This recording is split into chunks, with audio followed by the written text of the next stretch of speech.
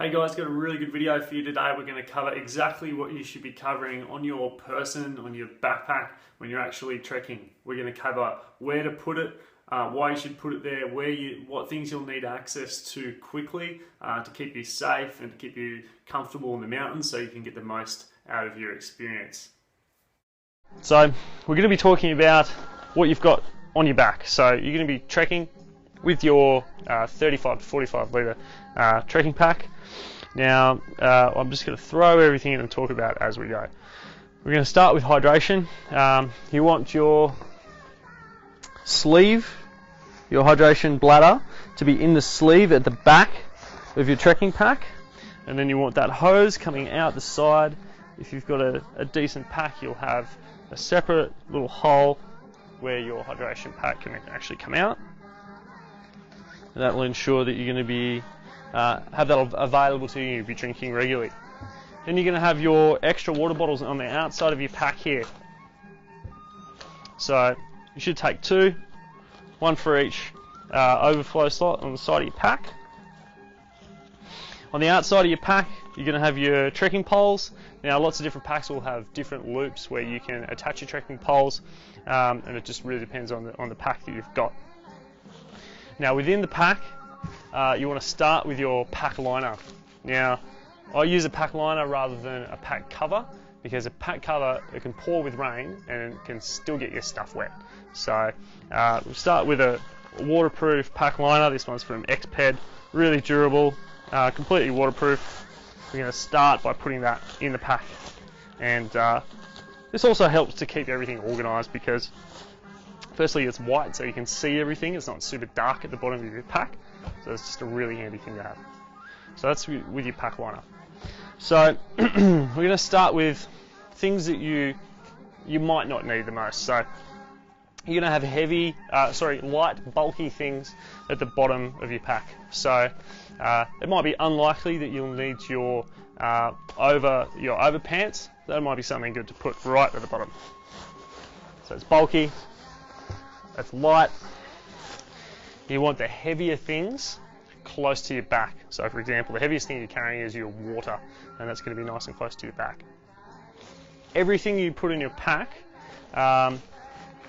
it would be a great idea if you can get it into a separate dry bag, and you can organise these however you want, different colours for different things, so you know where everything is all the time.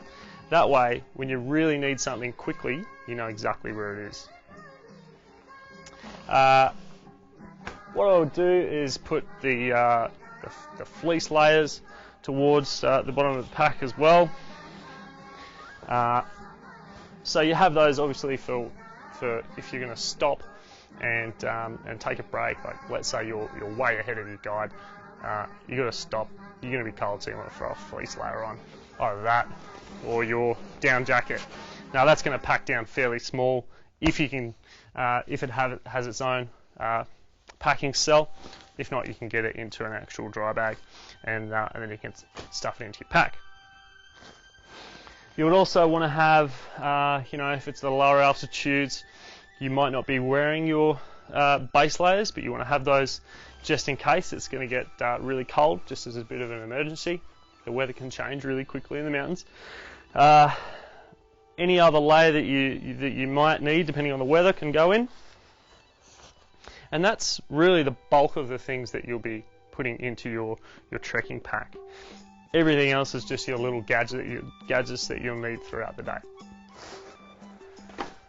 So, ideally, you'll probably be wearing your buff. You may or may not be wearing your hat, but that's something you want to keep at the top of your pack because the weather changes fairly quickly. So, just say you stop and it starts to snow, you might want to throw your beanie on. Also, things that you want to have access to fairly quickly are your wet weather or cold weather gloves. So they're going to be at the top of your pack as well. So we stuff those in. Also, things that you want quick and easy access to, head torch. You want to have those at the top. You want to know where those are all the time. Things like that you'll use fairly regularly, like sunscreen. If you've got a nice little clip, that can go onto the outside of your pack. Also, your hand sanitizing gel, that's going to be something that you'll use pretty regularly as well. So you don't want that all the way at the bottom of your pack. Same thing with your hydration stuff, that should be at the top as well. Your camera, little point and shoot, obviously you're going to be using that fairly frequently. I would probably go one step further and keep it at your hip, because that's something that you'll be using, you know, potentially every 5 or 10 minutes. You'll see some amazing things in the mountains. So if you have any snacks that you've brought on your own or that you've brought along the way, you want to have quick access to those as well. You want to be eating before you get hungry and small amounts at a time. So you're going to have access to that at your hip. The other thing you might be using is something like a Goal Zero charger. So what you want to do when you're walking in the sun, get this full exposure to the sun by having it clipped onto your backpack, and that way you can charge your phone or your camera or your extra batteries for your head torch. The last thing you want to have super easy access to is your outer jacket, so your weatherproof jacket. So that should always be easy to access at the top of your pack, just in case there's bad weather that comes in quickly. So that's going to go at the top